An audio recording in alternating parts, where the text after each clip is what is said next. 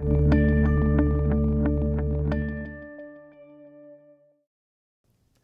to popular demand, we're bringing back the fund face-off. Today we'll be comparing two global fixed income funds. We'll be comparing the bronze-rated Templeton Global Bond Fund with the silver-rated PIMCO Monthly Income. So Vishal, there have been a lot of changes going on at PIMCO recently. It's been in the news. Why don't you brief us on all that? Yes, of course. So Mohammed El Arian, the former CEO and co-CIO of PIMCO, surprised the investment community by resigning from his position in January 2014. There was a lot of uncertainty and turmoil surrounding this decision initially, but PIMCO was quick to react and appoint 6 new deputy CIOs, as well as a new CEO and a new president, and they also made many changes to the investment committee at PIMCO, which includes the inclusion of Dan Ivison, who is the lead manager for the U.S. version of this fund. As far as the uncertainty behind how it's going to affect the fund, we're not very concerned with that because PIMCO has a very good track record of making sure that the investment process remains the same after departures of key members.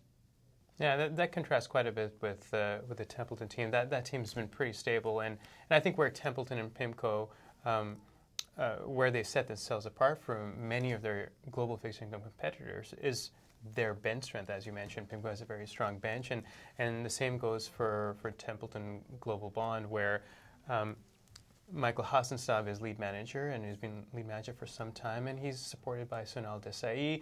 And in addition to that, they have many resources on the ground. They've got analysts in various countries that talk to politicians, business leaders, to get a great understanding of what's happening in the local economies before they invest there.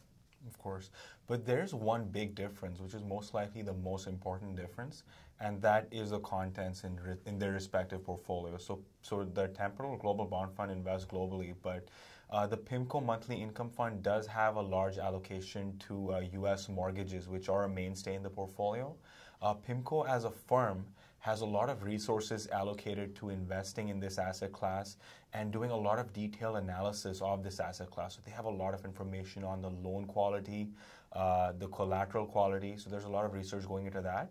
And it gives a good chance for Canadian investors to get exposure to this asset class, which typically has a low correlation with other traditional Canadian asset classes. Yeah, that's true. In Templeton Global Bond, the fund is invested at this point primarily in emerging market and non-North American and non-developed fixed income, sovereign fixed income securities. So that contrasts quite a bit. Another area where the two funds differ is their turnover. Mm-hmm. Templeton Global Bond in general has kept portfolio turnover very low, and averaged less than 50% over the last 5-6 years, and that's quite different from PIMCO. Yes, of course. So PIMCO's allocation can change drastically year to year.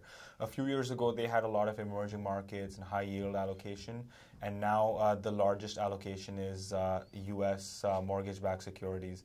And this drastic change in asset allocation is a result of PIMCO's firm-wide top-down macroeconomic views. Although that's a big difference between the two funds, but what's really similar in both the funds is that they did really well last year. So both the funds were one of the best performing fixed income funds in the global bond category, in a year where most fixed income funds did not do well last year, but these two funds did well last year. So that's one similarity. Yeah, maybe we can sign off with another difference between the two, and that's in terms of price. Templeton Global Bond is one of the most expensive global fixed income funds in the category, and that is odd if you consider the number of assets or the level of assets that the fund has. It's got more than $70 billion just in retail assets in the strategy globally, and it is one of the cheaper funds when it's offered in the U.S., but the offering in Canada is among the most expensive. Same with the PIMCO Monthly Income Fund. It's really opposite, where in the U.S. it is not the cheapest, but over here is one of the cheapest in the category. But something else about the PIMCO Monthly Income Fund which is interesting is the portfolio manager on on a rolling 12-month basis, decides how much he's going to pay out in distributions, just to make sure he's not paying out more than what he's making. And that is one aspect of portfolio management that many monthly income fund managers in Canada overlook. Yeah, Templeton is an income-oriented fund, so the distribution isn't really a big factor in the portfolio. Right. We hope you enjoyed the return of Fund Face-Off. For more information on these two funds or other investing topics, please visit our website, www.morningstar.ca.